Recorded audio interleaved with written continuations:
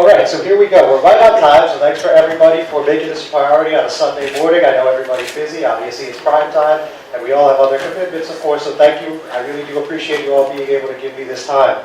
So thanks everyone that's here, and thanks everyone that's watching us live. This is the Hudson County View Hoboken mayoral debate. So to get things started, we're just going to give everyone an introduction, and we'll start with First Ward Councilman Mike Tefusco. Thank you very much, John, for hosting this debate on a Sunday morning. I'm Councilman Mike Tefusco. I bought my home in Hoboken 13 years ago. I've served 7 years in the city as both the zoning board commissioner as well as currently First Ward Councilman, where I defeated a 21-year incumbent. I've been an outsider and independent on the city council, always fighting for what's right. I've worked with the mayor. I've fought against the mayor, always in defense of my neighborhood. I think it's time to get back to basics, where we have a mayor that knows how to pave streets, fix potholes. I think we need a mayor that has a vision for the future, where we help small businesses, because when neighborhoods succeed, we all succeed. And I think we need a mayor that's going to be representative of this entire city, for our seniors, for our housing authority, for the brownstones and the condos. I'm the only currently elected person running in this race that works in Manhattan, in a private sector job, unrelated to the city operations, to business. I'm not a realtor, politically connected lawyer, or a career politician. I'm running because I know we can do better. I'm running because I know we need a vision, and I believe that this debate should be about the facts. And if you hear facts that sound negative, you have to ask yourself the question.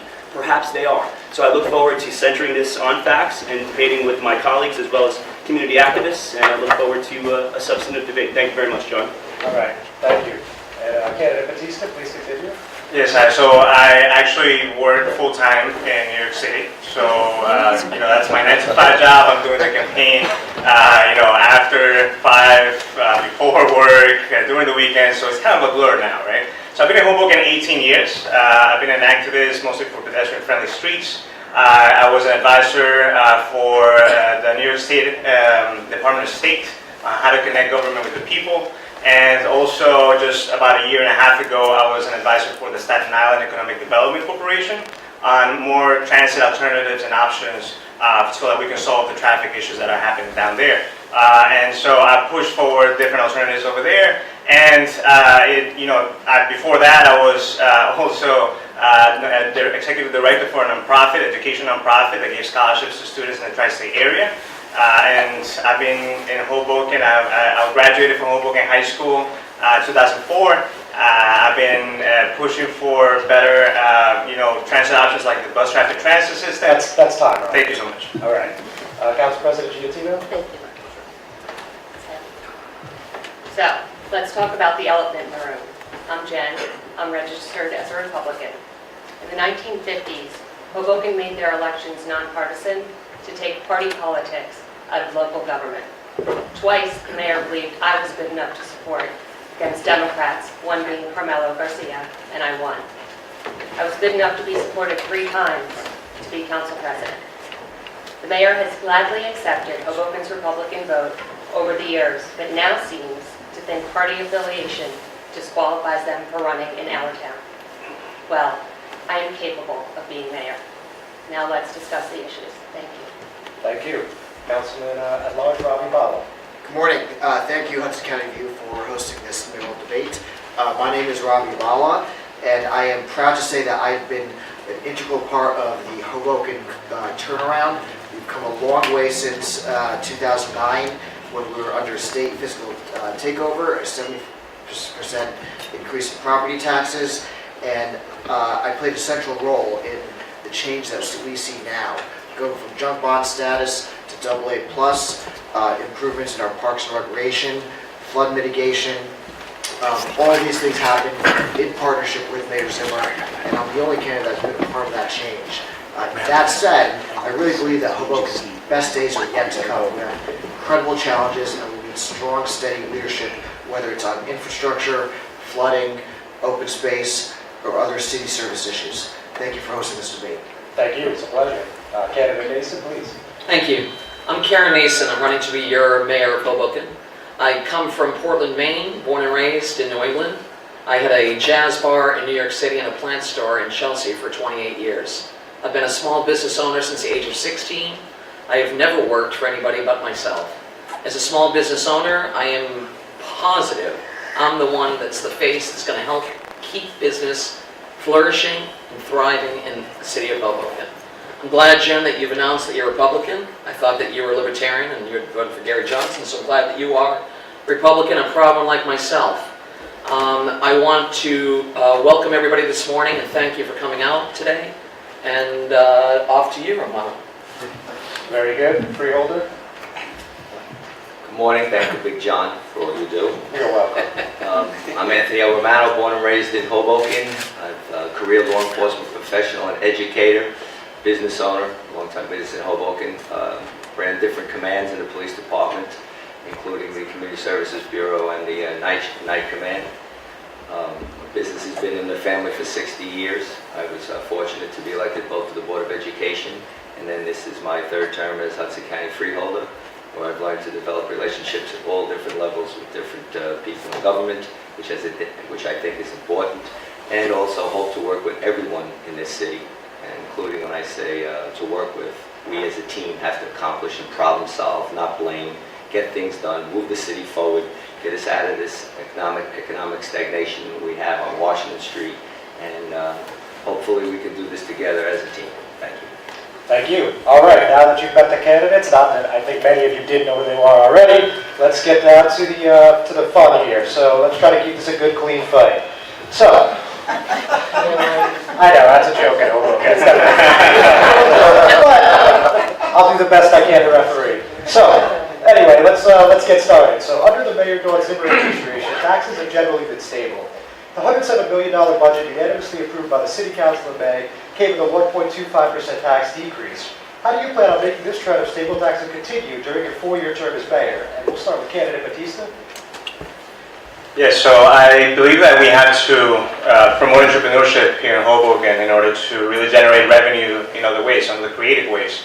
One of the ways that we can do that is by promoting, we've had music festivals, music concerts in Hoboken, PA. However, we don't know if there was any money generated from that. Has that money ever been taken to in order to promote education, other programs as well? So if by partnering up by doing a public-private partnership with companies that can really generate funds from that end, we can increase the budget in Hoboken. We can also move different programs forward, like, for example, having the school district become a school district that has a dual language program. And so I feel that we have to be creative, we have to move forward on these different issues and really have that transparency of knowing where that money goes and also being able to reinvest the money that we can generate with taxpayers. Thank you, Ron. Council President? I have been on the Revenue and Finance Committee for the past 6 years, and I am proud that we have kept Hoboken municipal taxes flat. Our county, clearly our county taxes go up yearly, and that's what everyone feels when they pay their property bill. There are ways you can work with the county. So I'm sure you all know how taxes work. It's based on your assessed value. In Hoboken, if you live on Hudson Street or you live on Jefferson Street, clearly the assessed value on Hudson Street is more. But both Jefferson Street residents and Hudson Street residents get the same services. We do not get the same services from the county that the rest of the towns in the county get. So working with the county and finding ways that they can provide more services, I met with Tom DeGise and discussed possibly the county taking over plowing in all of Hoboken as opposed to just the county roads, having the county take over the maintenance at our parks while keeping our city employees employed, but now maybe employed by the county instead. Another great way to diversify our tax base is through commercial development, and this isn't something that Hoboken has sought to do in the past, but I feel very strongly that the North End be developed commercially. Primary reason for that is to diversify our tax base. Commercial provides more taxes to the city than residential does, and hotels are an excellent way for us to receive a tax directly. We've received last year we received $560,000 in hotel tax. That's fine. From the W. All right, thank you. Councilman Bala? Yes, we've seen a complete Hoboken turnaround in terms of our fiscal house, and I am proud to have been the only candidate that's been a part of that movement. We went from junk bond status rating, we couldn't borrow when I was first elected 8 years ago, to now being AA+, the second highest bond rating. The way we did that was by making hard decisions on personnel to right-size our government and reduce property taxes. I'm the only candidate at this dais that's been a part of that change. So when we talk about tax stabilization, it's about making difficult decisions, and I'm well prepared to make them. Simple enough. Thank you, Karen Nason. Thank you. I think this mic's just squeaking a little hot, but anyway. I think that the taxes, our taxes and your taxes were spent frivolously on things that you weren't asked about as the public. I think that the bike lane situation and the park situations, we all needed bike lanes, we all needed parks for sure. But we certainly didn't need 8 parks at an eminent domain issue where litigation was going to happen for the next who knows how many years. I think it could have been better spent. I think definitely I agree with the public school systems and our infrastructure. It would have been better spent on tax increase. That 2% tax increase that you folks are paying as well went to an open space fund for purchasing parks. Again, I say it again, I'm not against parks, I'm not against bike lanes, but what I am against is that half of these parks aren't finished. One of them, the VASF site, is sitting on, I believe, lots of water that's sitting in sewer, and I wouldn't let my kids run around that water. That I just passed it. I live on 6th and Monroe. My business is on 2nd and Monroe. I've watched these parks be built and over bonded at $180 million. That's your credit card that we have to pay. Sorry. That's okay. Next freeholder? Well, first and foremost, the county tax formula, for those who don't know, is based on the ratables and the success that a city has. That's mainly the reason why Hoboken and Jersey City have the highest tax base along with Weehawken. Our success in one way has been great, but in another way we pay the penalty because of an outdated formula that only the state of New Jersey can fix. With that being said, I voted every year against the county tax budget, understanding the pain of my fellow constituents and taxpayers. But I'd like to correct the speaker. There is no agreement to plow our city streets. Number one, we already do that. The city, including this administration, has asked the county many times, please, we need salt. We give them the salt. Please, we need help. We plow not only our county streets, by the way, which are the best paved in this city, and our county park, which is the crown jewel of all the parks in this city. And I feel that the county does a lot of shared services. For example, transporting prisoners, assisting with the sheriff's offices when needed. And there's a lot of other things that go under the radar that the county has done. With that being said, I feel that it's important to work with different levels of government. And for example, the streets in Hoboken need a DPW. They don't need county workers to come down. If the city can't clean its own streets, then we really have a problem. Thank you, freeholder. So now I know it's a little early for some of us on Sunday morning, myself included. So I'm John, not sorry for interrupting. Can I get a chance to answer the question? Yes. Thank you very much. Go ahead. Thank you, John. You know, council presidents, Bala and Giattino have sat 5 of the last 8 years as council presidents, and they're pointing the finger at the county when we have to take a look at our own finances. We've bonded or borrowed $130 million over the past 9 years.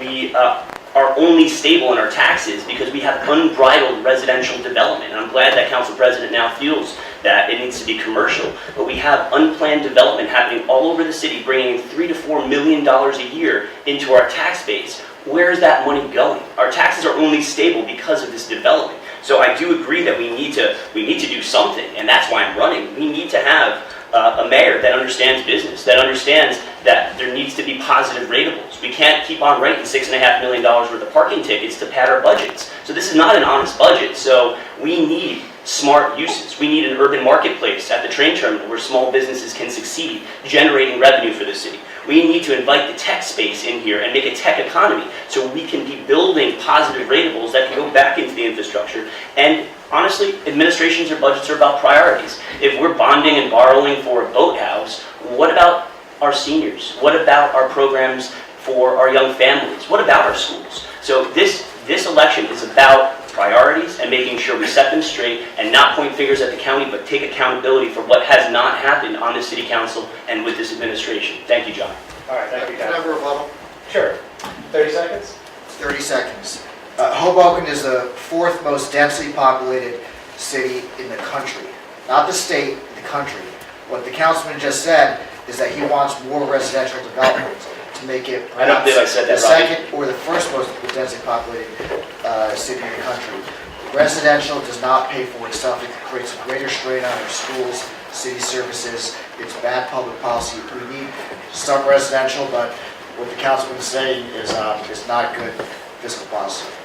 May I respond to that? Yes. This is the kind of tone-deaf administration we've had. I clearly said that unbridled residential development was exactly what's going wrong with this administration and being used to pad our budget, Councilman Bala. What we need is smart economic development, inviting the tech space, inviting a European market to help small businesses, updating our zoning code, which you and Mayor Zimmer and Council President Giattino have failed to do. And to Councilman Giattino's point, we don't need an office park in the north of 14th Street. We need to understand what's happening internationally in terms of the economy and bringing makers, creators, and innovators over here. So thank you for putting words in my mouth, Councilman, but you've been asleep at the wheel for the past 9 years. I'd like a rebuttal on that, but you go ahead first.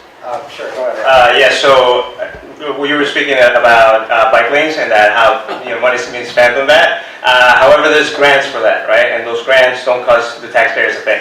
And another thing is that the Amazon's getting headquarters soon. They're looking for a city. They're looking for cities, and part of the requirements is that they have to have bike lanes. So if we want to support our small businesses and bring tech companies into the community, into the city, we need to think about those alternative means of transportation that is actually sustainable in time and that doesn't cause traffic. Thank you. Karen, go ahead. Okay, so I'm a rebuttal to your rebuttal. I agree. Again, you think I'm against bike lanes, I'm not. There's a certain spot, well, I'm sure will come up later on Observer Highway that I'm against, but that's here nor there. And in response to Michael, you keep blaming the two council members that are up here, Michael. You keep blaming Jen and Ravi, but you take no responsibility for yourself. You were the one that was on the watch as well for this, saying yes to everything this mess that we're in, by the way, on Washington Street, and everything else that's going on. These council members voted yes to those situations, and you should be aware of it. I mean, you've got to take. Sorry. Sure. Okay. My turn. Yes. Here we go. I did not vote yes for Washington Street, even though everyone keeps saying I did. And to the county taxes, I'm not saying complain that the county taxes us too much. I'm saying we need to work with the county to get what we deserve. Just like people on Hudson Street get the same as Jefferson, the people in Hoboken should get the same as Union City, Jersey City. That's what. And one other thing, Revenue and Finance, Councilman Bala served as president in 2013. I served on that committee for all 6 years, so for him to take credit for our bond rating is completely unrealistic. Thank you. All right, thank Thank you. you, sure. All right, sorry I got a little ahead of myself, Councilman DeFusco, but I told you we were going to have fun. I think we're having some fun. So, moving on to the next one. So, the city's current agreement with Suez Water has recently come under scrutiny, with Mayor Zimmer pushing for a new deal and the council opting not to vote on the matter until after the election. Under your administration, what's the first action you will take regarding the city's water contract, and what is your long-term plan to rectify this lingering issue? Oh, please let me go first. We're going in order, Karen. So hey, Michael. You expect that from me, I know you do. We're live. CC standards, please. Okay. So, Council President, start us up, please. The first thing I'm going to do is get in a room with Suez and work on renegotiating the contract. The City of Hoboken owns the liability. Suez takes no responsibility in that, and we need to make sure that we are getting our share of their revenues to cover that liability. In the current contract, that does not happen. Moving forward, it has to happen. About the $8.35 million unfunded liability, obviously going into a room and negotiating with someone, that's not how you want to start, but that's the place we're in, so that's what I will do. If there are other water companies, which there are 12 that the administration provided with us, we did not go out to an RFP to any of them. Of course, we should be looking to talk to other people. It shouldn't just be Suez. Thank you. Thank you, Jack. Councilman, go ahead. Yes, I would agree that in the sense that we need to get this done. The problem is twofold. We have aging water infrastructure, and we have a bad contract that we're saddled with. That's the problem. The solution was presented to the council members in the form of an agreement that would have relieved the taxpayers of an alleged $8.3 billion Mike, liability. be sure to use the mic. Mike, yeah, thank you. Can I get my time back? All right, yeah. We have a problem. The problem is aging infrastructure, and we're saddled with an agreement That's bad for Hoboken taxpayers. The mayor presented the city council with a solution. The solution would have invested $2 million per year in capital investments in our infrastructure and resolve the allegation. It's not an unfunded liability, it's an allegation of an unfunded liability. But the council abdicated its responsibility by not voting on that measure. If you can't have it both ways, if you're not going to resolve the matter, you're essentially asking for a possible $8 million tax increase. So you have to own your position on that issue. Okay. Aaron? Oh, thank you. I know you're excited Oh my about this goodness, one. I'm so I'm a excited. little excited too. Go ahead. Okay, if you folks didn't watch on nasonformayor.com or on my Facebook, I did a video about the Suez contract.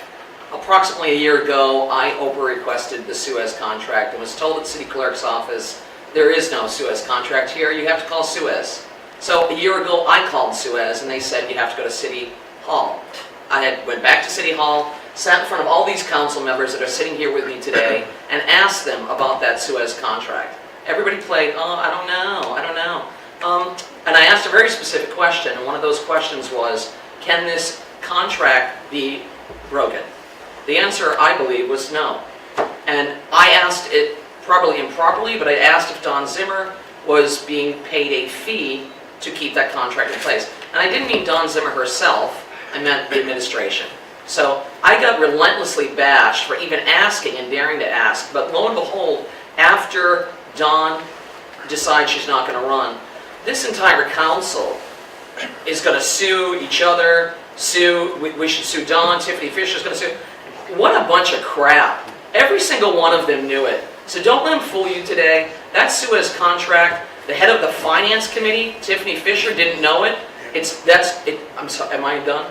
10 seconds. I think you get it, okay? And thank you very much. I appreciate it. Thank you, Kevin. Thank you for keeping it PG as well. I'm sorry. No, that was PG. That was fine. It was good. It was good. Freeholder, go ahead. I think two important things that have to be done. First and foremost, you need a forensic audit to find out what is for real, what is alleged. And also, we'd like to establish an Office of Inspector General to find out what the practice was and why there is no contract on file. Part of the problem that I feel is 2014 during Christmas season on Washington Street, PSC&G decided to do the work and update the gas lines.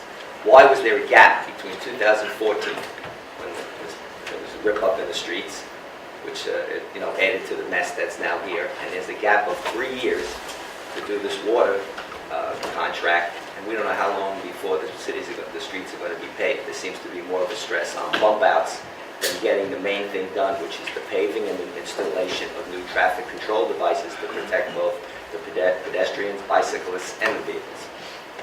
All right, thank you, Freeholder. Councilman? Thank you very much. We just talked about honest budgeting, and if we had an honest budget, Robbie, we would actually have money to pay for our exploding water mains and the rising full cost water. And your political speak about why this is the council's fault actually belongs back on you and the mayor, in the fact that you work for one of the most politically connected law firms in the state that was paid $240,000 in the 2 years that this administration was negotiating with Suez. And is it surprising that only after that negotiation we found out that we had an $8.5 million deficit only after we approved the budget? So Karen, let me explain to you the way the council and the mayor works. Sure. I know you're a little novice at this. The mayor negotiates, the council approves. We get the information as soon as we can. So Councilman Bala, who has been a partner with this administration, very likely knew a lot more than myself as a political outsider and independent. Council president appoints the finance and the infrastructure committees, of which Robbie Bala sat on. So the complacency here and who knew what when is exactly why I'm running. But when I asked you, you looked at me and you Okay, said please, defer please. to, I'm sorry, Excuse me. defer to your president, sorry. So we need a mayor that's going to know how to negotiate. We need a mayor that understands land use and not putting these costs constantly on the residential taxpayer, not hiding costs. We need holistic land use that not only brings good, diverse tax bases in, but that also improves our water mains, also improves our sewer systems, and builds out parks. But you need to do it together. You can't build out a park when it's surrounded by traffic and exploding water mains. So, thank you, John. Okay, no problem. I have a feeling we're going to have a couple rebuttals. I'm going out on a limb here. We still have Mr. Batista. Yes, thank you. This is exactly the reason why I'm running for mayor. I believe that we need more activists to run for office, people who are focused on, really transforming people's frustrations into real solutions, into, talking about these things before, everything blows in our face, right? Like the Suez contract. I think that we all have to come together, work as a team instead of, getting politics get in the way and start, blaming each other. I think that the contract, at first it should be more transparent. Nobody knew that this was getting negotiated. People were complaining about it for more than a year, that there was an activist, John Otto, that he kept going on Twitter like, another day without, there's like 0 days without, any pipes bursting, any water mains being broken. And meanwhile, the activists were mentioning online, saying, what's going on? What are we doing? Should we renegotiate contracts? Should we be working with Suez on preventing these? And there was complete silence on what was really being worked on that end. So when this all happened, it was all rushed towards the end, near election time, and then this happened. So I think that should be the focus. The focus should be on the people. The focus should be on the actual solutions and working together. Not everybody has the same specialty here on these tables, and I think that by focusing on that, we can really move forward and have a better deal as a government, as a city government. Thank you, Ron. All right, I'm going to assume there's at least one rebuttal. Can I rebut? Somewhere. Yes. Yes, thank you. Listen, I love you, Ron. I totally do, but you're so wrong. Okay. Because everyone did know about this Suez 8.2, and I just said it to you again, and I'm saying to you, they're lying to you if they're telling you they didn't understand and know that this was happening. Again, I asked a year ago, it does matter. Somebody has to answer to that fact. 8.2 million was hidden from us, the public. So I disagree with you. Working together, this is what working together is. This is the latest, let's see. DeFusco files ethics complaint against Bala. Fisher files complaint against DeFusco. DeFusco calls out Romano. Working together? Seriously? There is somebody that needs to answer to that Suez contract. Okay? No hard feelings. I love you. Okay. John? Very good. Robert? I didn't swear. No, I agree with Karen. It's a complete political circus with these allegations flying back and forth.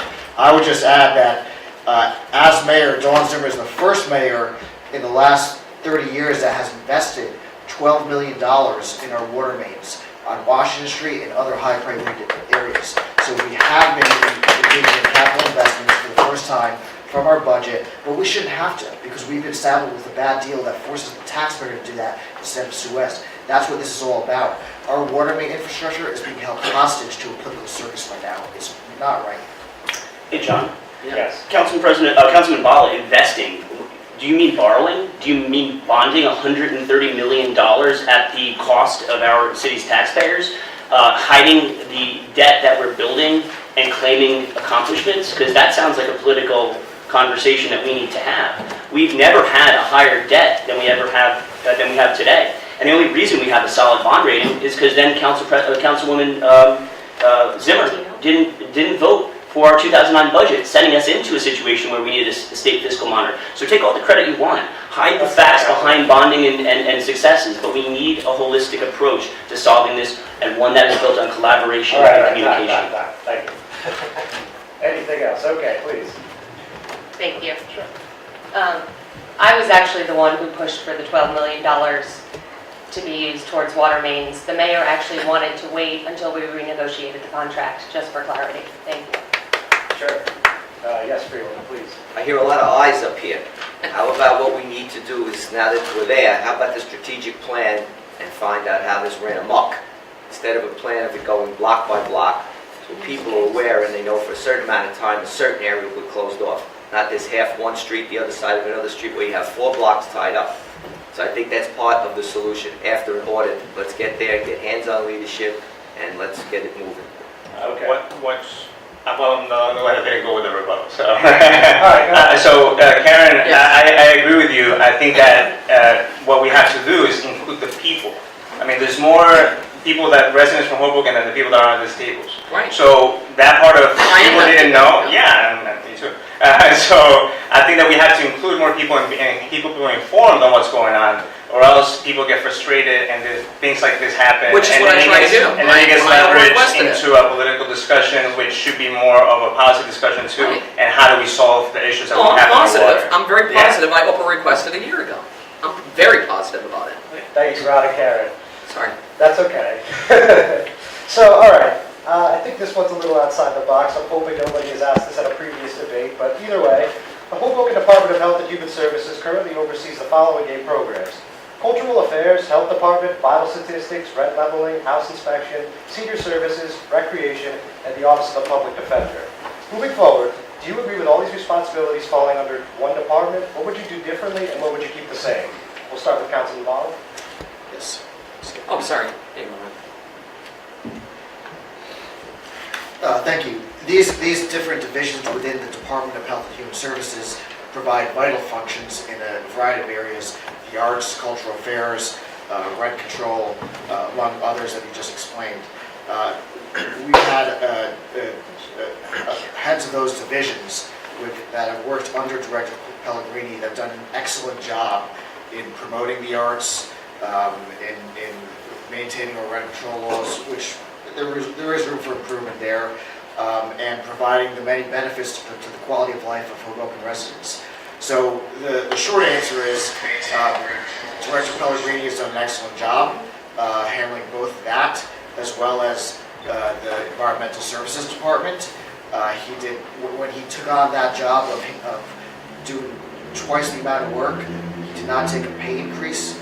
His salary was the same, and he's done an excellent job leading 2 departments, creating efficiencies, and I would want to see continuity and even greater improvement in those areas. Thank you, Councilman. Karen? Yes. I'm not sure. I haven't had the opportunity to see exactly what it is that Leo Pellegrini does. I think running 2 departments is ridiculous. I think having Leo Pellegrini charge a fee to kids for $25 in cash to play baseball is a little ridiculous. I think that we need much more arts and culture. I'm sure that we're doing a fine job with our street festivals and all that sort of thing, but there is no arts and culture. You're sitting in the only theater in this city. I did a show here last weekend on Tennessee Williams, a 4-1-act play. Nobody up here came to that show. I invited everybody in the public. It was 100% for profit. We need more arts and culture. Where's our Montreal Jazz Festival? Where's our theater program? Where's our open space that has a beautiful clamshell for symphony or orchestras? We're lacking. I've gone to Ron Hine and spoken to him on that last parcel of land on Union Dry Dock. Wouldn't it be fantastic to see a sort of clamshell amphitheater so that we can have some concerts and symphony? I'm just saying, I don't understand. I would love to. When I become mayor, I want to work on more arts and culture and projects that we are sorely lacking, that Jersey City is doing a fantastic job on. Thank you. Thank you, Karen. I think that not even John Hines could handle all those titles and jobs. I tend to agree with you. I think that Leo does do a good job for what he is trying to accomplish, but you have to break off some of those departments. In a city such as this, you need a separate department of public works. The streets need to be kept clean. There has to be hands-on management day and night to ensure that there's garbage pickups, rodent control, cleanliness of streets. I always say when you look at Palisades, either to the right or the left, it's a tribute to both mayors Stack and Fuller. The streets are well lit, the streets are clean, and the streets are paved. And I think if we're going to assign such a responsibility as we grow to just one person, it's not fair to that person, it's not fair to the city. Cultural affairs is important, as Karen said. Recreation is very important in a city that not only has recreation requests for children, but there's many adult leagues that are going on. We need more active space, and we need someone with that experience to handle each department as appropriate. Thank you. Councilman DeFusco? Thank you so much. As a matter of fact, Health and Human Services no longer oversees housing inspection. It was actually taken over by the state, John, and that's something that I don't hear anybody talking about. One director cannot handle all of these things, and I think Leo Pellegrini does a terrific job. But we have a growing city, a city that has decaying streets, sidewalks that are dirty. We have a city that needs more recreational programs, active recreation, and I agree with Karen here. We are a city void of arts. This building that we're standing in was approved by the zoning board, not by any act of the city council. This theater didn't come from anyone at this table, except for a board that I sat on. and we need to expand the arts programs. We need our rec department to understand that kids like more than just baseball and soccer. We need a mayor that actually understands the arts, understands marketing and technology, knows how to bring activities and events to the city that are going to increase culture over here. So no, one director cannot do two jobs, and that's where there's an apathy in City Hall right now. A lot of folks are frustrated because there's a poor management style, and my City Hall will be a bottom-up management style, where I'm sitting with everyday workers in City Hall and listening to their concerns, responding to residents, and then telling the directors how to operate, not the other way around. So it's time for a change, and it's time our Arts and Music Festival is more than just a craft show, but rather a centerpiece for the brilliant makers, creators, and innovators that we have already in Hoboken and that we will attract under my administration. Thank you very Finally, much. we agree. I love that. Very interesting. And Mr. Batista, please. Yeah, so the reason why I'm running for mayor is so that we can have a more people-friendly Hoboken, and that means being people-centric.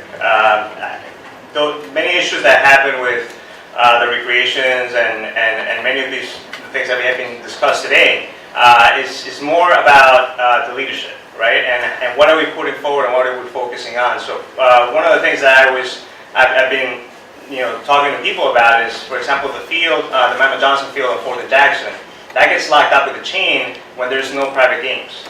So something I've asked the department is, listen, just give us a schedule so that kids can have some pickup games, so kids can use it at a public field. And then the housing, they said it was the housing. I think it's more about like, give me the solution instead of throwing me around. But again, it's also having, Towers and Sinatra on the soccer field. When is it open for people to have pickup games? When can the kids really enjoy a public field? And that communication hasn't been there. So I think that we have to bring more communication on that end. Again, I don't think it's a structure. I think it's a leadership issue, and I think it's something that we can move forward together as a community. Thank you. And Council President? Director Pellegrini did actually receive a raise when he took over both departments. It's ridiculous that one director would run two departments. It would be impossible for Superman. Can one director run one department? Absolutely. You just have to hire a person who's capable to do it. Ron talked about Mama Johnson Field being locked. I have complained over the years about that. What we're teaching children is the only way you get to play on a field is by breaking in, which is ridiculous. As to the arts, I've met with both Jerry Fallow and the Hoboken Library to use their new space for more art programs. Our recreation department has 0 arts programs. If we're offering all these, and I happen to have 3 boys, so sports is the world to me, but not everyone is my 3 children. It would be great if they had an opportunity to take a painting class or a music class, and the city can clearly provide for that. Thank you. Thank you. Any rebuttals? It's great to talk the talk, but we need to walk the walk now with respect to the arts. Today I will be releasing an arts plan, a concrete plan that's been informed by discussions with Chris O'Connor from Oswald Theater, Liz Cohen, and the arts community. It calls for an expansion of an arts district, the creation of an arts district from Newport Leathers to Monroe to this space, as well as giving Jerry Fallow more resources to run her Division of Cultural Affairs. So I am going to be proposing concrete solutions to demonstrate my commitment to the arts. Rebuttal on that one? Yes. Hi, I'm the one that did that too. Remember? I'm sorry, I'm the one that produces shows and brings them over from New York City to here. If you need help with that, yeah, I would love to show you how New York City can bring over jazz. They can bring over their theater programs that closed down. We have a ferry that can bring those artists over when they're done with their show. We have transportation called the Path Train that'll just bring them in 5 minutes over here, and they would love to be here. They've never been asked. So Jerry Fallow, I think she's a wonderful person, but it's not about upgrading, it's about knowing what to do. So let's put on top of the sign. Fair point. I agree. Ron? I'm sorry. Council President Walla, where have you been for 9 years where you've all of a sudden believed in the arts? Where are you going to get this money to all of a sudden deputize Jerry Fallow to become an innovator on the forefront of the creative field? We need a change. I don't know how you're funding for this, but you're putting out a lot of great ideas, but where have you been for the past 9 years? Where has Council President Giattino been for the past 6 years, 3 of which she's been Council President? It's all well and good that you're saying this at a debate 2 weeks from an election, but you've had a chance, and you haven't delivered. So what gives anyone the belief that you're going to do anything differently over the next 4 years? I think Yeah, Robbie respond. Okay. I've been working for 9 years in concert with Jerry, with the arts community. I'm well known within the arts community, and this is my chance to run for mayor, and this is my chance to actually make a difference and be a leader in this space. We have spent a lot of time getting our fiscal house in order, saving the hospital, cleaning up government in Hoboken, and there are challenges ahead. The arts has been underserved. I recognize that, and I'm demonstrating a commitment to improve that area. Go ahead. Well, by the good fortune of representing both Jersey and Hoboken, I've developed a very close relationship with Art House Productions, Golden Door Film Festival, #1 film festival in the state, the Heights Coalition Jazz Festival, and they're frustrated because a large group of people that come up to see these events are from Hoboken, and the organizers are frustrated that they hadn't had good cooperation with the present administration. So I espouse to definitely form relationships with such successful groups to ensure that Hoboken is part of that. And they're already established, and we should involve them. That's time. All right. Yes, please, Councilman. Thank you. I know, I don't remember who said up here, but someone said they're going to start today with the arts. Like I said before, I'm already in conversations with both the library and Jerry Fallow. I also ran Art in the Park for 3 years. So to think that everyone up here is ignorant of the arts except for one person is ridiculous. Thank you. Go ahead, Ron. And I was board member for the Hoboken Public Library Foundation for 2 years. Something that I truly believe is that the library should have it should be the hub for arts and music in Hoboken. And what we do is really use our streets. Our streets Hoboken should be the arts district. We should have, not just art, but also, music as well. Diverse music, bring in from different cultures, Yeah. different ethnicities as well. That can make us a big differentiator in 1 square mile. Thanks. Hey, John, since Robbie got 2 chances to speak, I take it I could take a rebuttal for that as well. Well, I think you move on with your question. Yes, but he's made an assertion that our fiscal house is in order, so I think that deserves a rebuttal, don't you? Because after $8.5 million worth of debt and borrowing $130 million, and a state... Regardless if I we think say yes you've, or no. I guess just go ahead and finish. Thank you very much, I will. And a state takeover that actually put a fiscal monitor in place where we got our bond rating to where it needs to be. I think that the councilman should not be taking credit for a past that he didn't have anything to do with it, nor should Council President Giattino. It's time for a change. Makes no sense whatsoever. I was just going to say, we were actually pretty civil on that one, but good thing I didn't actually say it. Well, kind of. All right, so now, again, I'm going to go a little outside the box here. So November 7th, of course, will also feature a gubernatorial election to determine who will succeed Governor Chris Christie. Who will you be voting for governor of New Jersey and why? Karen? Okay.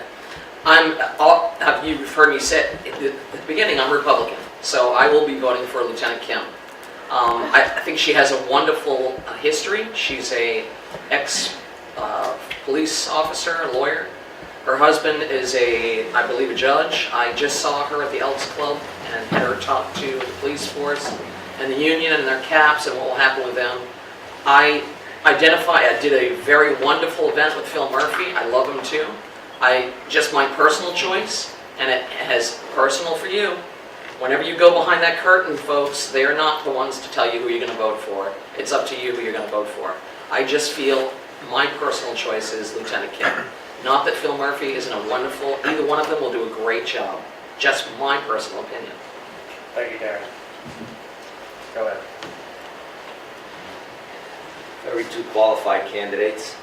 Obviously, Lieutenant Governor Guadagno is a friend, but as a member of the Democratic Party, I agreed it's time for change.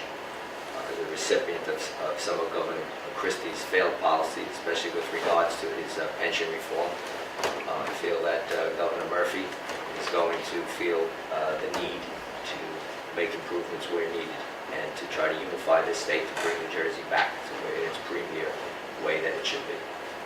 Thank you for your opening, Councilman Fusco. We have had a tough 8 years under Chris Christie. The freeholder mentioned failed policies, pension reform, which Mayor Zimmer had supported to the detriment of a number of hardworking men and women in the city. We've had failing transportation infrastructure that have directly hurt residents of Hoboken. We need a change, not just in the city, but on a statewide level. We need a mayor that's going to be working with Trenton to make sure we have infrastructure We're investments. talking mayor, here, we're talking governor. Excuse me, Karen. Sorry. Thank you. We need a mayor who's going to be working with a Democratic governor, who's going to fight for infrastructure, who's going to provide more transit options for Hoboken residents, and making sure we can move New Jersey Transit forward as a transportation provider. Because although Ron is not elected, he and I are the only ones that actually commute to the city on an everyday basis, and we know what that's like, and it can be better. So I believe I'll be supporting Phil Murphy because it's time for a change. We don't need a lieutenant governor who's a governor who stood up for the cutting of funding for the Uptown Tunnel. This is a time where Northern Jersey needs a governor that's going to be standing up for him, and that is not Lieutenant Governor Guadagno. So thank you very much, John. All right, Councilman. Ron? Yeah, so I know a lot of the team members from the Phil Murphy campaign, and I am going to vote for Phil Murphy in this election for governor. Something that we agree on, people from his team and I, is the need for a bus rapid transit system. A system is basically a network of bus and shuttle lanes that doesn't hit traffic. And this is something that has worked in many places. I was an advisor in Staten Island for it, and it's something that they're already implementing on the Northern Shore, and they're going to implement it on the West Shore as well. Now, why is this important? Because not everybody commutes to the city for work. People commute also through the rest of New Jersey, and we're not very well connected to the rest of New Jersey. The alternative is not rail because it's too expensive. It takes forever to expand. Same thing with light rail. We've seen it happen. And the other one is very flexible. It can be done so fast. The infrastructure is already there, which is our streets. We just have to have that political decision and move forward with it. Thank you. Thanks, Ron. Council President? Just like many in Hoboken, I'm undecided. What I can tell you is I'm a registered Republican, like I said before, but unlike anyone up here, it doesn't matter to me what your party is. When I go to vote, I vote for the best person possible. And regardless of who is governor, Republican, Democrat, I will work with anyone, something that no one else up here has shown. But he asked you who? I just said I'm undecided. You didn't hear that part? Yeah, I heard it, actually. I definitely heard it. Ladies, please. Sorry. Robbie, go ahead. I agree with Council President Giattino in the sense that we need to work with whoever the next governor is. It's a very good point. I also agree with Councilman DeFusco in that we've been underserved from a mass transit perspective with our current governor, and we need new leadership in Trenton. I will be supporting Phil Murphy for governor. I already have an active relationship with Phil Murphy on policy issues. We've discussed Rebuild by Design, a comprehensive flood protection program to help protect Hoboken from the next coastal flooding storm. We've discussed mass transit infrastructure. We already have a working relationship. It's critical, as Councilman DeFusco said, for the next mayor to have a strong working relationship with the next governor. That's already in the works, and a Bala administration will have a strong working relationship to protect Hoboken residents as well as provide more mass transit services. Thank you. Can I do a rebuttal on that? Sure. Just a fast rebuttal. Go ahead. I want you to understand, as a Republican, we're not all a scarlet letter on our, shirts and we're horrible Yes, you people. are.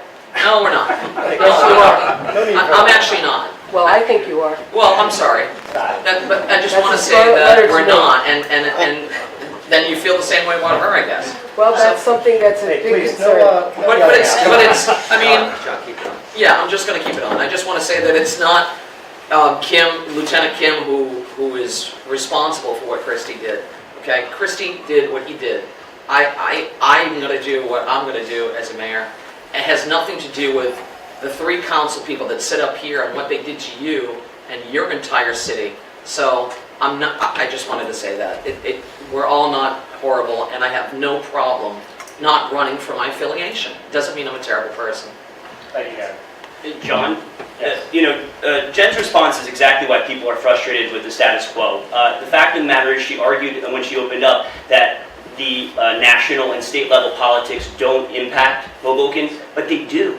There's funding opportunities that a Republican administration and a Democratic governor may not be able to work together on.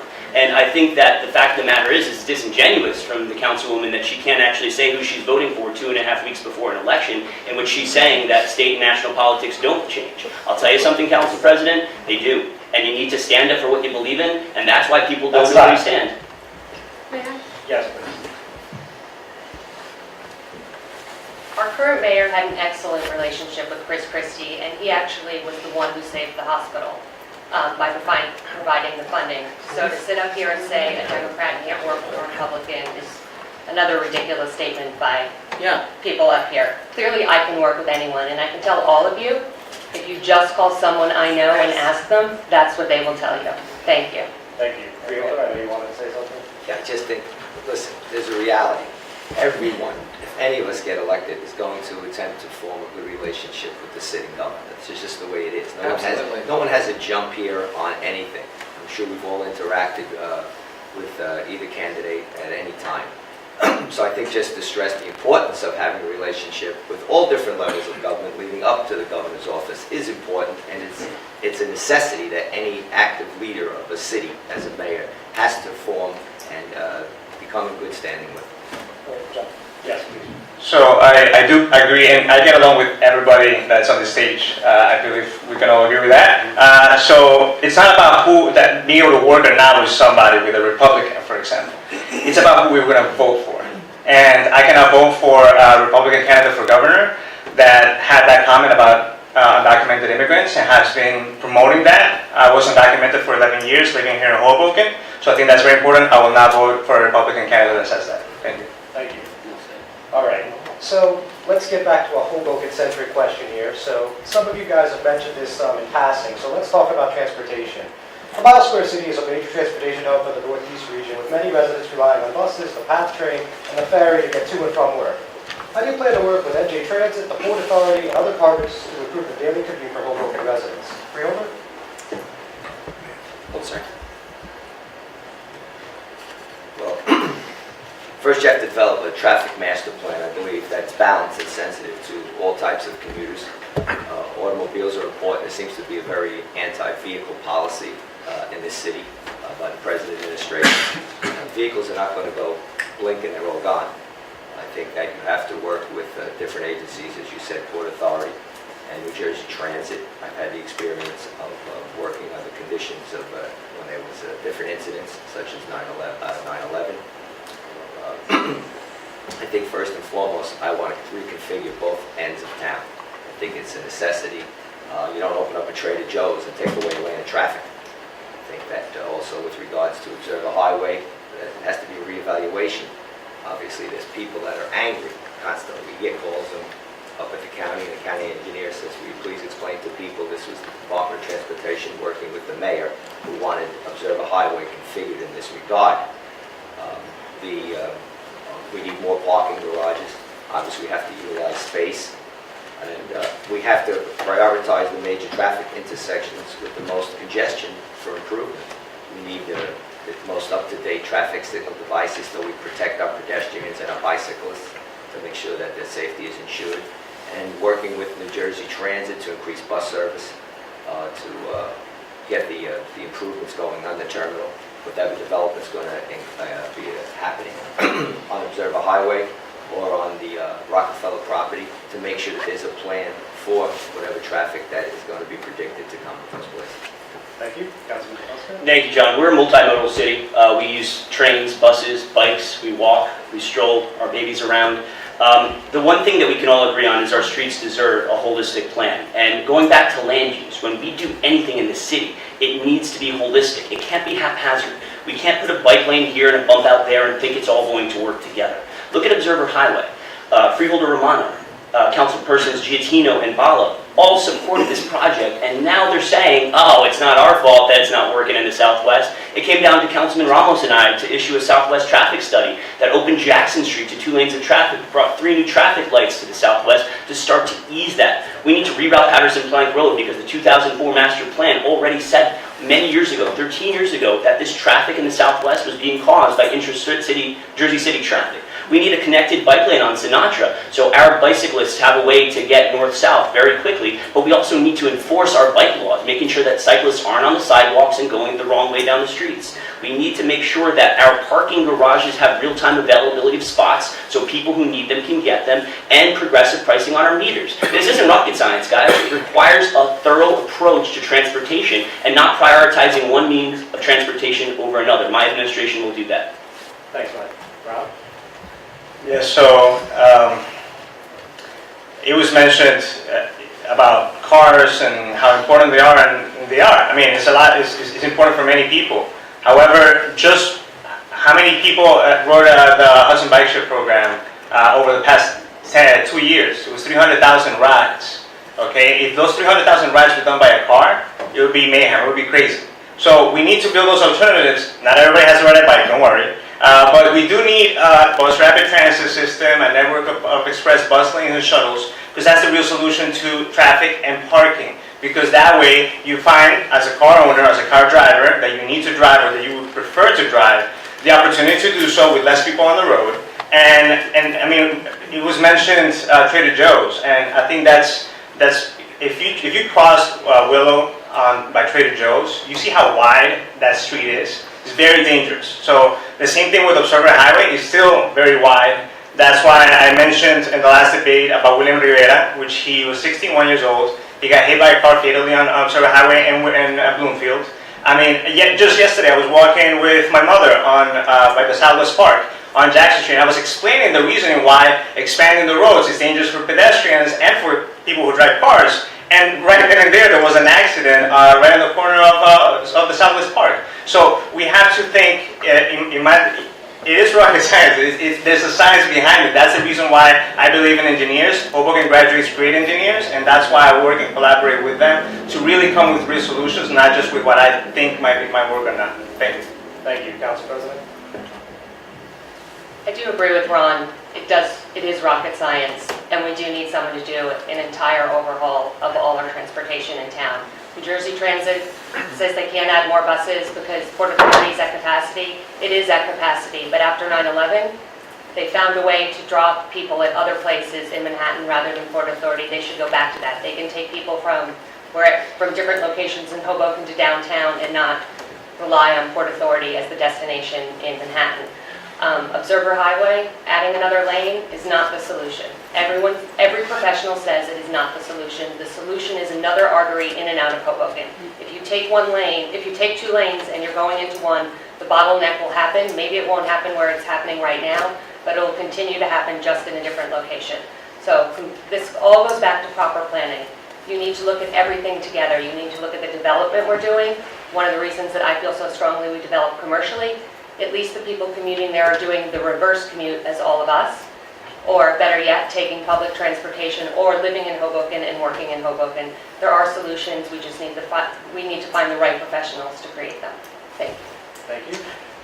It's remarkable that this question was about mass transit infrastructure, and the only candidate, the only person up here, except Council President Giantino, has talked about it. Everyone else has been talking about bikes and cars, which wasn't the question. We're talking about mass transit infrastructure.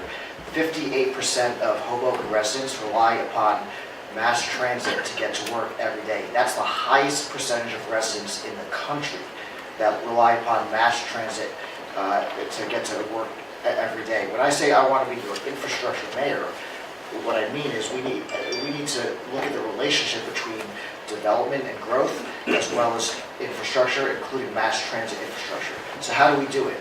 The Hudson Rail Yards project is a prime example. 2.3 million square feet of residential and commercial development. That's a TOD, transit-oriented development. It's relying upon mass transit as a condition of urban growth. What we're not thinking is, as you asked the question, what relationships do we have with the Port Authority and New Jersey Transit to make sure that this type of development can be accommodated through mass transit? I have two ideas, concrete ideas. One is subsidizing the cost of the ferries. The ferries are cost prohibitive, they're unaffordable. They've done it in New York City, where a ferry ride from the outer boroughs to Manhattan is the same price as a subway ticket, $2.75. Not many people know that, and if they do it in New York, they can make the cost of subsidized ferries cheaper over here as well. Number two, people don't know that your path ticket is subsidized in the amount of $5. So if there's subsidized... Sorry, Councilor, that's not... Okay, thank you. I agree with Ravi on the ferry situation. I also agree that the hops could be increased so that in the morning time, when we're dropping off our loved ones to the train stations or to the path station, let's increase it from 8 o'clock in the morning till 10 so that we get more hops or more buses bringing you to that train station. Again, at nighttime from 7 to 10 would be great for people and residents to get home.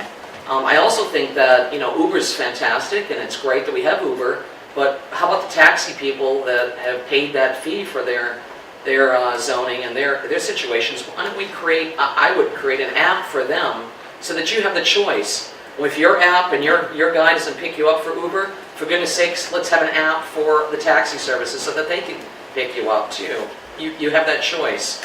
I also think that I've asked the council to pre-wire existing buildings that are being built, to pre-wire them for camera security for all of those bike / pop / whatever. I think that the Detective Bureau would be very happy, and their closure rate might be 75% more if we had increased cameras for the situations of the travel. I think that's very important, that we don't have cameras on every corner to watch what is happening with our bikes and our cars and our buses and all of that. Thank you. Thank you, Gary. All right, so we're going at a good pace here. We're going for an hour, so I just want to let the audience know I will take questions in a little bit. I'm going to do maybe one or two more. Just please, no personal attacks, and let's make it a general question that's aimed at the entire board over here. And let's not snip at each other. Let's just make it a good dialogue as we've been trying to do here. All right? John, will we have a chance to have a rebuttal for this last question, or are we moving on? We still have a chance. Yeah, I was throwing that out there. Yeah, if I may start, Ron and I are the only two folks that take mass transportation on a daily basis to our job. So although I'm thankful that Robbie Bala, after 9 years, has acknowledged this to be a problem, what he's not acknowledging is that it's not up to the mayor 100% to solve this. New York City runs the MTA. We don't run the path, so there's no correlation there. We need subsidies on the ferries, but where are those subsidies going to come from? Are they going to come from the New Jersey Transit Development Bala? Or are we going to be paying for them out of our taxes? And finally, we need to have a connectivity with the bike share programs. I ride my bike every day to the ferry, Councilman, and I'll tell you something, I have to pay $1.25 each way to take my bike because we do not have city bike. So it's time that we have a mayor that understands the commute. Brief bubble. Sure. Those subsidies are going to come from the Port Authority. They already subsidize your path ticket in the amount of $5 per fare. If they can do it for the path fares, they should be doing it for the ferries. I've already been talking to New York Waterways about decreasing the price of ferry service to make it more affordable. May I, John? Yes. Yeah, so I actually did propose the transportation alternative, which is bus rapid transit system, and that actually is more efficient, self-sustainable, so we don't need subsidies. And it's something that in New York they do it as well. So it's just pretty much opening up the way for interstate transit for buses not to hit traffic. And just how MTA buses right now with the bus select service, they don't hit traffic either. Somewhat, they're a little bit light. We don't have, Hoboken is very unique. We don't have the opportunity that New York has of space. We need to act now. We need to act quick. So, thank you.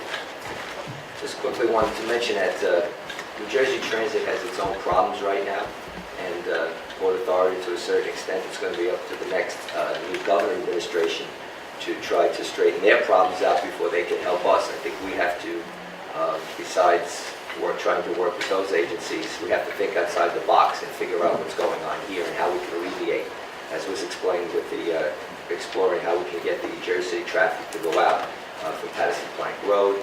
Obviously, there's a street in the back also that's already there.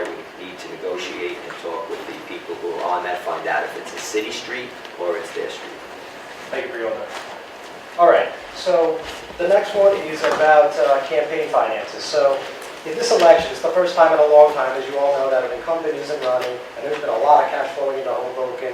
We're talking upwards of $600,000 to $800,000 between all the candidates. So I just wanted to ask you guys, what do you think about all this cash coming into this election, and what do you think that means to you? Do you think they expect anything in return? Why do you think this robust support is happening now? So we'll start with Councilman DeFusco. Thank you so much, John. I launched my first ward campaign with $10,000 of my own money. It's a lot of money for a young guy.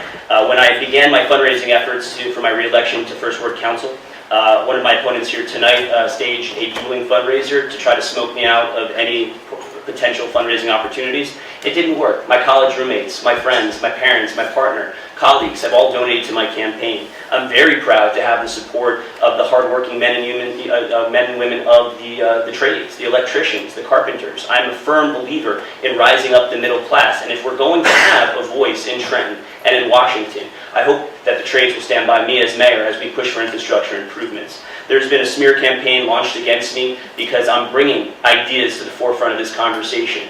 All of my public elect documents are available. There is no contribution that is outside of the legal limits as permitted by applicable state law. And I believe that we need a mayor that's going to be independent, that's going to be fighting for independent causes. And I think I've shown on the city council when I defeated a 21-year incumbent by my ideas and by bringing people together, that we need somebody that's not going to be connected to the political class, like Councilman Bala and his legal friends, or Councilwoman Giattino and her realtor friends.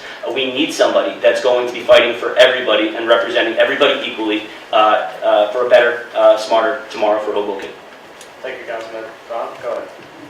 Yeah, so one time I got a question from a reporter asking me, so, you know, everybody says that the amount of money that you raise, that means that's the person that's going to win in elections. And I don't like that type of politics.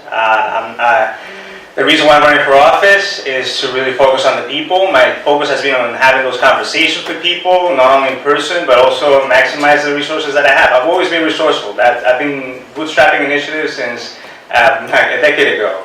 From how I was able to pay my college tuition to how I'm running the campaign right now. So I think being self-sufficient, being resourceful, using social media, that can really help us out. That also gives me the independency to really focus on the issues, on the conversations with people, with residents, and really moving forward the idea and the drive to have a more people-friendly Hoboken. Thank you. Thank you, Ron. Council President? Over 90% of the money I have raised has come from within Hoboken. And I think anyone up here who's raised over $100,000 cannot say the same. And as to my realtor friends giving me money, do you know what realtor friends have given me money? My clients. Every client that I have represented in Hoboken, because I am a realtor to friends and family, has donated money to my campaign. I don't have outside, I don't even know what you're talking about, but outside realtor resources pumping money into my campaign. Thank you. Thank you. Robert? None of us at these two tables are independently wealthy, can self-finance a campaign. So we've all worked very hard to do our best to run and finance strong campaigns in as many ways as possible. I'm proud to say that that scores of Hoboken residents, well over 100, have made contributions under $300, small amounts, for my campaign. I believe that the anti-wheeling laws, which incidentally Councilwoman Fisher has accused Councilman DeFusco of violating for taking money from PACs in excess of $500 to the tune of, according to the Councilwoman, $70,000, is problematic. My campaign is not financed by developers. It's financed about people who have confidence in me and my leadership and my ability to make Hoboken a better place. Thank you, Robbie. Karen? I just want to say that I've raised probably, and it's, again, elect reports are for everyone to see, probably $12,000, and that's not much in the realm of people sitting at this table, but I'm positive that none of it came from the HUDCO bosses. I'm positive that Jen Giattino, I read it yesterday, Todd Christie gave you a donation of over $2,000. That's an outside source. I'm sorry? Exactly 2,000. Yeah, exactly 2,000. So I'm just saying that there's an awful lot of money, and the money doesn't mean anything when it comes to you folks, the people. So the money doesn't push that button. When you step behind that curtain, that is your position of who you're going to vote for. I don't care how much money that everybody has at this table. When you step behind that curtain, take your conscience and vote for who you feel is going to do the job and do it right. I'm Karen Nason, service over ambition, not the other.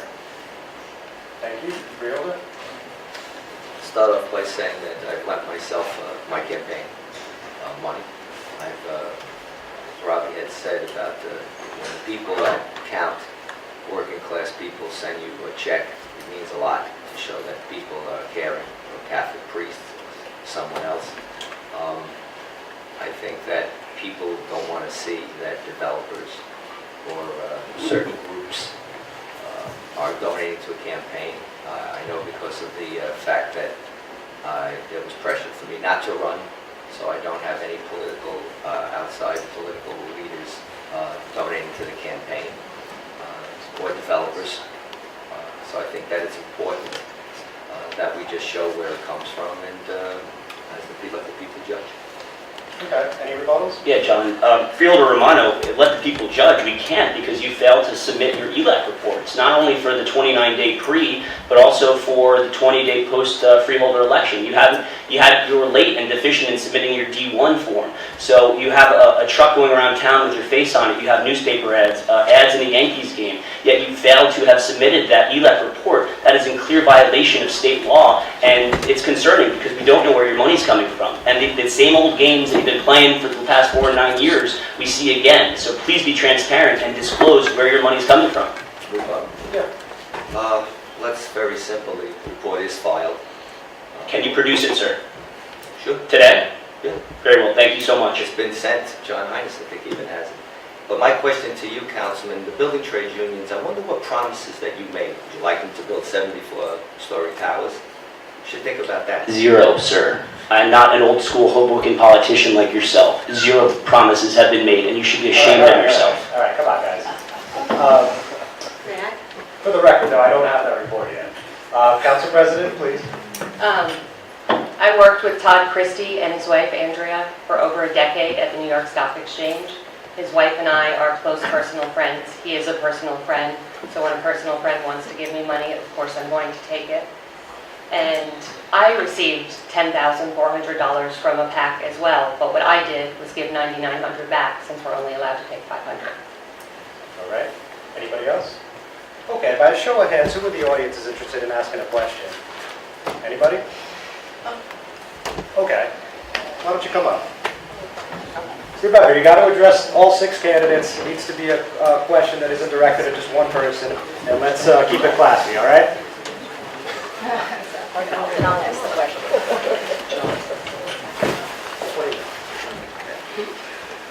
Tell us your name. Nadia Bukowski, Hoboken resident, past 10 years. All right, go ahead. I have a 2-parter. The first one is very short. It's a yes or no answer. Do you know what the Hudson County 287G agreement stands for, yes or no? And we'll start with Rob. Just go around. Yeah. Yes. No. Yes. No. Yes. No. Okay. Thank you. Will you promise to lead by example to our neighboring cities, the county and the state of New Jersey, by asking the chief of police and the city council to sign off on making Hoboken a fair and welcoming city within the first week of your administration? Thank you, Nadia. Very insightful question. Rob, go ahead. Yes. Go ahead. It was a yes or no answer? Oh, this one, no, you could elaborate. The second You could one, elaborate. it was The second yes or part, no. give a full answer for the second. All right. Yes, I do, and I actually mentioned that during the debate with the Hudson Reporter. I do believe that, starting with collaboration with our diverse communities, there has to be a close connection with the police department. And also, immigration rights are, LGBTQ rights, it's women's rights, is civil rights. I feel that that's something that we can start at the local level, protecting our diverse communities, and work our way out, grassroots first, and then keep on working. Thank you. Thank you. Council President? I believe Hoboken is a fair and welcoming city. I'm very proud to be a Hoboken resident. I'm very proud to have diverse neighbors. So I'm not exactly sure in the first week what I'm being asked to do, because I believe that's what this city is. The police chief, I have actually spoken to him directly about sanctuary cities, and he said it's a much bigger conversation, which I am happy to have with him. Thank you. Great.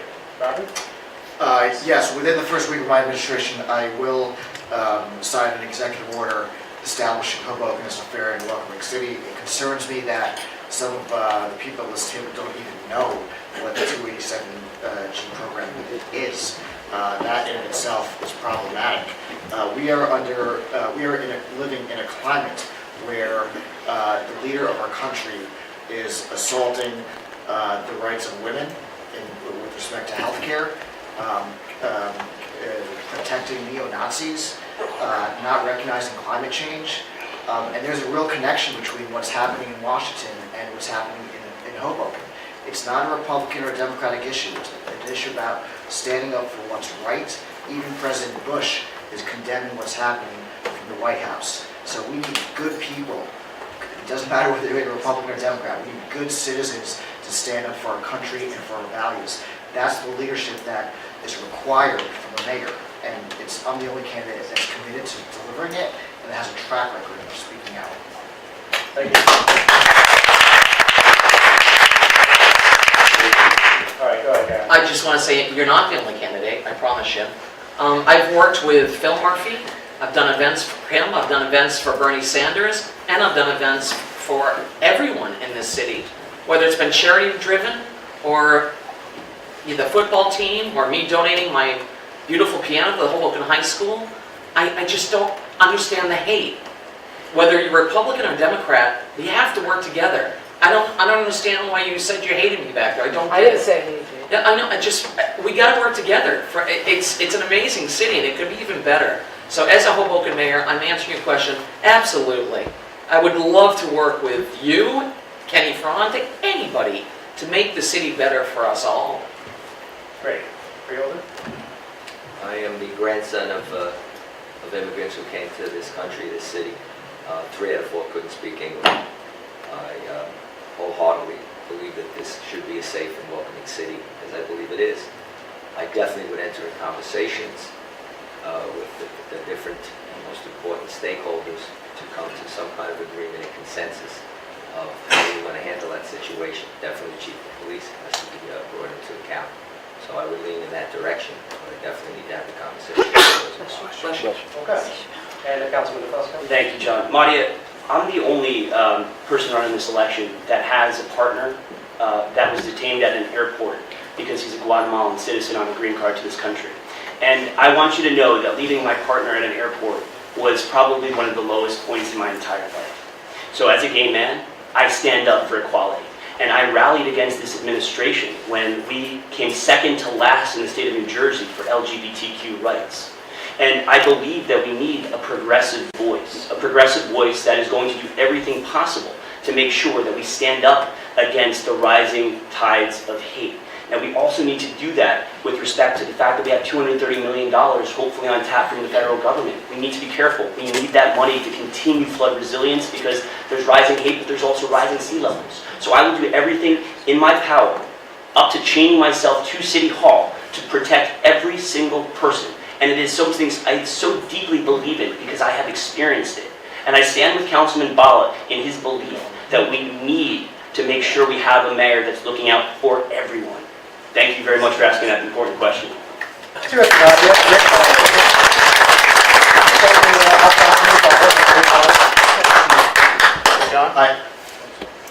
Yeah, I'm going to do a very short rebuttal. I did not know that, Councilman, with your gay partner being detained at the airport, and I sympathize and express my condolences.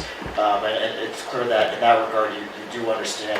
I share a similar story. My in-laws were subjected to the Muslim ban. Even though they're not Muslim, but they reside in a country that was one of those 7 countries. And my wife and my children were separated from their parents and grandparents because of the White House's policies. So it does impact Hoboken residents, what happens in Washington. You've had a personal experience, I've had a personal experience. I get it. Thank you. Thank you, Councilman. Ron? Yes, so real quick, when I cleaned homes with my mom, helping her out in all over Hoboken, I would work with 30 different families, and they had a good income, and they were welcoming and fair, and they knew my status. Now, real quick, I do believe that Hoboken is that there are exceptions to the rule, but I think that what we are is a welcoming city, but we have to make this statement and be clear that we're a welcoming city. We have to make the statement that the police will not collaborate with immigration on these terms unless ordered by the courts, and therefore we can move forward. And also with investment, we have to work forward with that. Say very fast, Michael, Frank de Grim, that was on zoning with you, was actually detained as well in an airport. He came from Antwerp in Belgium with his parents, and he got detained. I understand. Just Thank you, I'd guys. say that you weren't the only one. So we have at least one other question, please.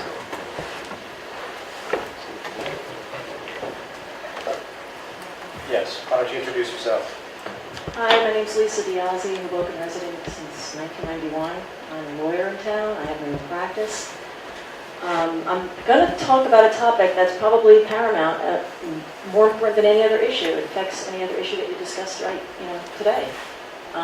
If you look at the TV and the headlines, what's the number one issue besides the latest Trump debacle? It's the hurricanes, natural disasters. Quite honestly, I think if we were hit with a Irma Category 5, we'd be underwater.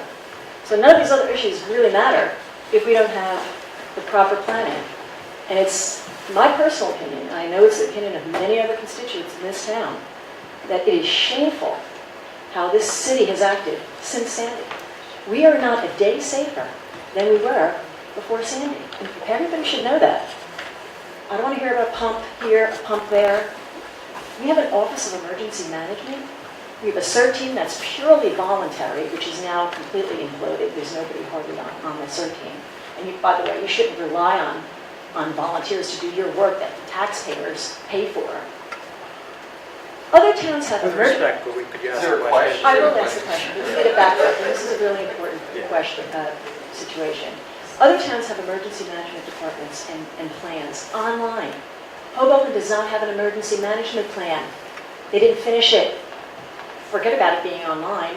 We are a town with limited ingress and egress because we're sandwiched in between the Lincoln Tunnel and the Holland Tunnel. Could you please ask the question? Okay, I will ask the question. What are you going to do about emergency management, the internal structure? There's only 5 people in the Office of Emergency Management right now. Thank you. You think they're doing their job? Council President? Thank you. Interestingly, I have recently had conversations with both Chief Ferranti and Captain Brian Crimmins, in the fire department. And we discussed after Sandy what went right and what went wrong and why this isn't all documented. Captain Crimmins has actually done a really good job of creating the what went right, what went wrong, and why everyone isn't on the same page with that. There definitely needs to be a professional Office of Emergency Management. I did flood during Sandy and did a lot of volunteer work after, and I can say I was so proud of the Hoboken residents and what they did. But in a dire situation, that's not enough. More has to be done. We should have a professional office. There should be an exact plan in place, and not just for hurricanes, for all emergencies, because you don't know what the next one is going to be. Thank you. Councilman Lala? Yes, I wholeheartedly agree with Council President Giattino on this issue, as well as Lisa. And we've had a discussion with Lou Castellano to your left about this very issue. He's expressed the dire situation that we're in, and I'm fully aware of it. I agree that we are underprepared, so to speak, for that next disaster. Hurricane Joaquin could have been worse than Sandy, and we don't have enough resources. You're absolutely right. One thing we are doing is getting $250 million of federal funding through a record of decision that has been released, so that money will be secured to provide comprehensive protection. But that's going to be completed hopefully by 2022. So the question is, what do we do until then? Because the next hurricane could be a month away. So we need to invest more resources in terms of public safety, CERT team, the Office of Emergency Management. We're just not doing enough. I fully agree with you. And as mayor, I'll search for ways to invest more resources into that issue. All right, Kevin? It was actually a really good question, and I'm glad you asked it. I agree with both of them, but I also want to go a little further and say that my husband is a lawyer as well, and a civil engineer who was on the zoning board and was removed unnecessarily so, I believe. I think we need to work with Stevens College, who have excellent engineers. There is and it was all over the press, if you didn't see it, there's a gentleman named Dr. Alan Bloomberg from Stevens. He has a floating buoy that can within 3 days give you the rising tides that are coming in, a forewarning, let's say. So Stevens College is at our dispense. They're here. I think Alan's onto something, and I would work closely with them as well. Thank you. Thanks, Karen. Freeholder? The Office of Emergency Management in Hudson County is one of our premier agencies, as well as Jersey City's Office of Emergency Management. I think you have to work together, and I would honestly want to do that as soon as possible. I think you need to have meetings, set up benchmarks where you can determine this has got to be done by this amount of time. What's the report? Where's the feedback? If this can't happen, let's move on to another strategy. I think you have to have answers for people, and I think it has to be written, as you said, in reports where you can get it online. And I think the most important thing is to think outside the box, because this, as you said, is we're landlocked. Some people said here, well, let's narrow it down. Well, I see 9/11, what happened, and I seen how everybody was panicking coming out. You need to have your egress out of the city done. To have a plan where you get the traffic control devices flowing, where you put traffic personnel at the ends of town to move people out, where you have the proper equipment. I remember when Sandy, when we had to figure out a way to divert the water so public services get into that substation. Nobody realized that was a... Freeholder, that's fine. Okay. One other thing, that's Battalion Chief Brian Crimmins. Okay. Thank you, John. Lisa, it's a great question because it speaks truth to power. You know, we have two sitting city council people who have combined been council president for 5 of the last 8 years. And you hear them saying they're aware of it, or there are conversations and we're not doing enough. And the reason your question is so great is because you expose exactly what's not happening. And administrations and budgets are all about priorities. And if our priority is funding a boathouse, or striping bike lanes, or building bump outs, that's fine. But those in power need to take accountability for it, and they haven't. So of course, it's not a sexy subject in terms of how you're going to get out of town in a 500-year storm. There's no physical infrastructure. There's no great social media posts you could put on it. The answer is it hasn't been done because it's not something that they want to run on. The answer also is that although we have $230 million hopefully coming from the federal government, that's only a quarter of a potentially $1 billion project to warn us against the 500-year storm. What we need to be doing is investing in everyday rainstorms that are flooding our neighborhoods. Campaign topic said 10 years ago by then Councilwoman Zimmer and Ravi Bala. We need to stay on track in terms of solving everyday quality of life issues, organizing City Hall in a way that prioritizes our employees on subjects that need to be discussed, and that is one of them. How do we get out of town? It's just not a politically advantageous topic that anyone wants to talk about. My administration will get down to business, working with the county, state, as well as everybody in City Hall to address that, the subject, as well as warding against the summer rainstorms that flood people's apartments and still has gone unaddressed. So thank you so much, Lisa. All right, Rob? Sure, thank you so much for the question. I think the consensus is we have to do more, and it needs to get done. You mentioned the emergency response team, the civilian emergency response team. I'm actually a member. I did the training a couple years ago. I do believe that we have a lot of many professionals that know their stuff, and they have been. When I've spoken with them, when I went through the training, they explained to us the backboard that happens and the way they were collaborating, the different departments, not just within the city, but regionally in the Hudson County. That also was shown on Observer Highway when there was the train crash on the Hoboken terminal. I went and volunteered as part of the CERT team. And you could see that they were very efficient in getting the emergency response team there through that end of town.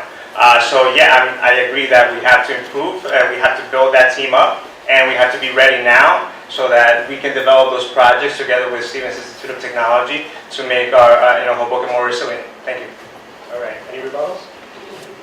Well, that's a surprise. Very Oh, go ahead. It'll it'll just set a trend.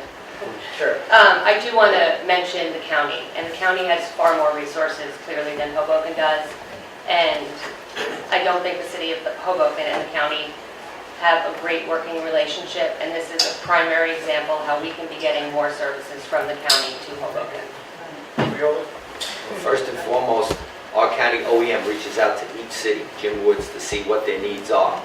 It's been a fact that Hoboken has been behind in some of the submitting of their plans and other documentation. So I think we need to look inside our house first before we talk about what's going on otherwise. We always make things available. When I was a police captain, I sent out a UASI, which is the Urban Initiatives for Equipment. Whatever was provided to each city, we provided to Hoboken as well. And a lot of times there was never no follow-up. Gotcha. John, yeah, the county services are there. We just need to ask for them. It's a smoke and mirrors technique of an administration pointing faults at the county when indeed we need to make sure that we're working with the county. So actually, Freeholder Romano is available. He's somebody that does work with the county and does get us the services when they're asked for. But we need an administration that's going to be asking for more services and not putting them behind pet projects like $1.8 million to acquire a lot of land in the Southwest that we don't even own yet. So it's time to get back to basics in City Hall, and my administration will do just that. All right, so we're basically at time. Do you guys mind doing one more audience question? Is everyone okay with that? Sure. All right, one more. Can I Read 2 more questions? Well, let's see how this goes. I think we're going to stick with one, but let's see how this goes. And Lisa, thank you for your question.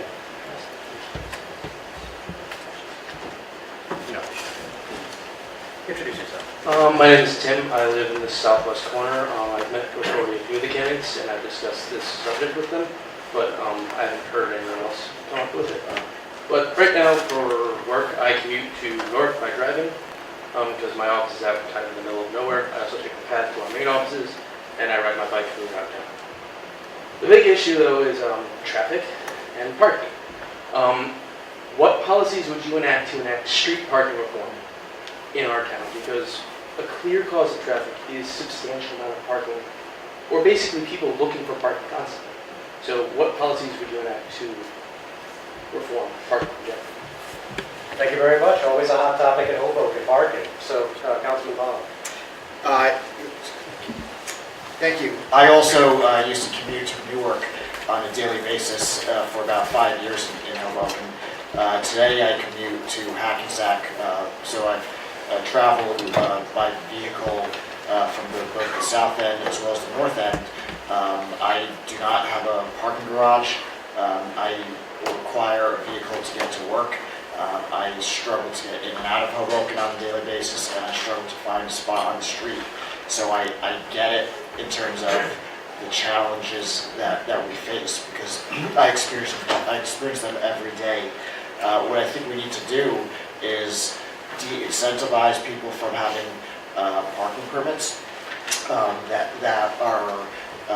are easy to obtain from a financial perspective.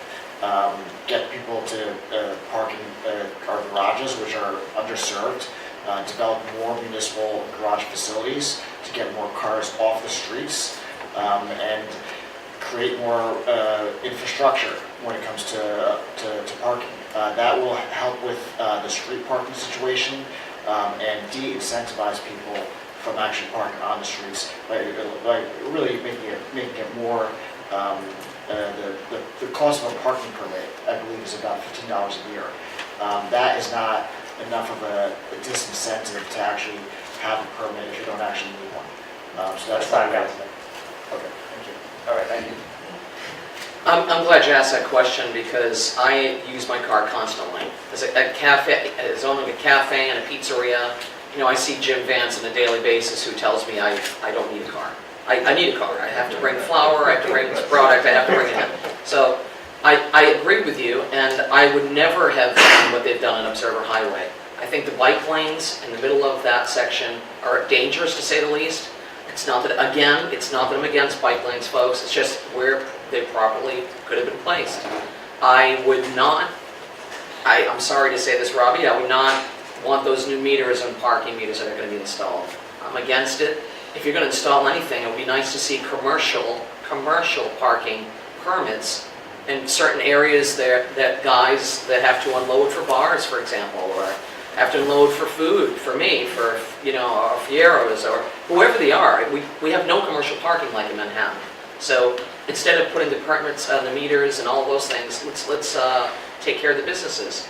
I would definitely readjust the bike situations more along, you know, Stevens College and perimeter all around the city instead of where they all are placed. I would work with, you know, people who know that situation better than I do, Ron, and hopefully readjust, and nothing against, again, bike lanes. I just think we need to talk about cars and situations more. Thank you. I think that priority one is twofold. I think a lot of people don't want to park in the garages because of the pricing. I pay a substantial amount in the garage. To me, that spot is between the Marine View Towers is worth every penny. But a lot of people do not want to pay these prices, so we have to figure out a way to do some kind of agreement where people that live here can get some kind of relief when they park their cars. Also, the creation of new garages. For example, there's 2 lots next to police headquarters. If you look, the lights are collapsing, the ground is collapsing, the rats are eating our papers in our trailers. I think that could be utilized by someone to make a garage on the bottom and hopefully enhance the police facility there, and to work with somebody to accomplish that. Again, the metering situation with the permits, those of us, you have to produce your license, registration, and insurance card to get a parking permit. Some people are getting around it by keep getting the visitor permits that last a long time. That has to be eradicated. And to upgrade a lot of the parking utilities, policies, so we can get cars moving. And to get, as Karen said, you have to get deliveries into Hoboken, in and out. And you can't be giving tickets out during Christmas Eve week. Yeah.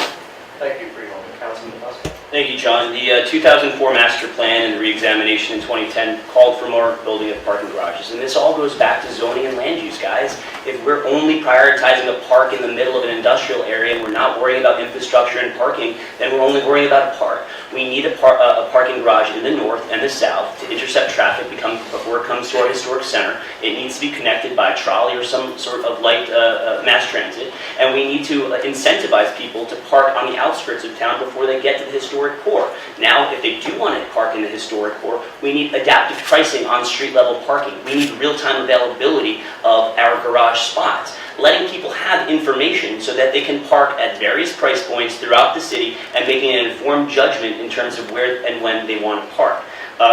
We've used parking as a backdoor tax, generating $6.5 million to plug deficiencies in our budget. This has scared away visitors to our restaurants and to our small businesses. It's on the backs of residents that are already paying too much to live here. And my seniors always tell me that they don't see their families enough because their kids can't park on the streets. We need to start making parking and connect it with technology, making it more available and connecting it with technology, and that's what we haven't done. So infrastructure, technology, and honest budgeting are all core platforms in my administration. Thank you, John.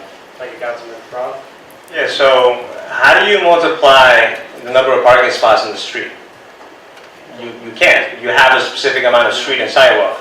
So the way you do it also is through loading zones, because you make parking more reliable, because that way in the middle of the block, if you have loading zones, pick up and drop off zones, so that when you get picked up by an Uber or you get to drop off your groceries, you can do so on your block, right? And that way you have a bigger turnover and more people are using the parking spaces that are on the street. Now, we're talking about building parking lots in the corners outside of the city. If people are not using the parking spots, the parking lots right now, why are they going to use the parking lots outside of the city or in the corners of the city? If it's a matter of pricing about the parking garages, then that's not the option. If we're going to just the investment in building those parking lots and then maintaining them, how we're going to do it. A trolley, I mean, I would love to have a trolley, but do we have the money for that? That's why the bus rapid transit initiative, that's why it's more reliable, it's better, it's more affordable, it's self-sustainable, and that's the real solution to parking and also traffic congestion. We build more parking, we increase the amount of traffic that we get into town, the traffic congestion, so we have to be very strategic about how we manage parking and transportation as well. Thanks, Rob. Council President. I'm a huge fan of loading zones. And in a perfect world, a loading zone in the middle of the block is a great solution, but when we live in a town with such limited parking, taking away another spot is not the answer. Every block has a corner that is, the visibility is not affected by pedestrians or cars. That should be a loading zone that should be strictly enforced, 15 minutes, and then you're not taking parking away from someone on the street. When we do redevelopment plans, in particular in the north, and you have commercial buildings going up, we need to force the developers to build parking garages that at night can be used by the residents. There's no reason this can't be done. There's no reason that all parking garages have to be on the back of the Hoboken taxpayer. We can get this money from other people. Parking garages on the perimeter, I also agree, in theory, sounds like a great idea, but to Ron's point, everyone wants to park on their block. We all know it. Anyone who street parks will blow by a spot a block from their house and look for one on their block. So if the option for parking on the perimeter isn't vastly cheaper than parking on the street, no one's going to do it. Thank you. Sure. I'm just kind of amazed. This administration has done more to remove parking spots than any I've ever seen. So between the lengthening of the areas not to park off the corners, between the bike rack should be on the sidewalk, it makes it easy too for the streets to be cleaned. Isn't it a little common sense to be cleaned or plowed? Put the bikes there, it's for the protection of the bicycles as well. Put them on the sidewalk. And the idea of creating bump outs and longer prohibited areas, how are you going to create loading zones? There'll be no place to park on Washington Street. I think that it's important that we talk about how do we... Anyone else? I just want to say the same thing that Anthony, I want to reiterate. I would never have done these bump outs. It took not only your money, but it took every bit of parking on Washington Street. My first store was on Washington Street. How in the heck is anybody going to park here now? John? Yes. You know, Council President Giattino probably explains that she didn't vote no, she voted no to Washington Street, but if you check the record, she voted no to Washington Street because she wanted protected bike lanes, which would have taken more spots off of Washington Street, made it more difficult for folks trying to visit businesses. And Ron, when you get on the council, or when you're able to understand what a people-friendly city means, my man, the garages are full. Our businesses don't have a place to park at our downtown parking garages, so we need technology to connect with people looking for spaces in our historic core. So it's great in essence, but you got to have the facts. Yeah, well, the fact is that parking on the corners is dangerous for pedestrians. Ask any mother with a stroller. Sure is. And also ask my mom that she has to look over a big truck in the corner, blocking the view of both the driver and the pedestrian. Now, I don't know if people are pro-bike or against bike. I don't know what's going on here. I'm getting mixed signals, so thank you very much. Pro-good planning. There you go. Council President, yeah. I specifically said the corner where it doesn't block anyone's vantage point. And also to Washington Street, I voted no because the administration and the city council redesigned it on the fly the day of the meeting. We had an engineer that worked on this for over a year and a half, and at the council meeting, my council members and the mayor thought it would be appropriate for them to redesign Washington Street, and I had extreme concerns about the planning of it going forward. Thank you. Thank you. Anything else? All right, we've already kept these 6 great candidates a little over time, so let's give them a round of applause.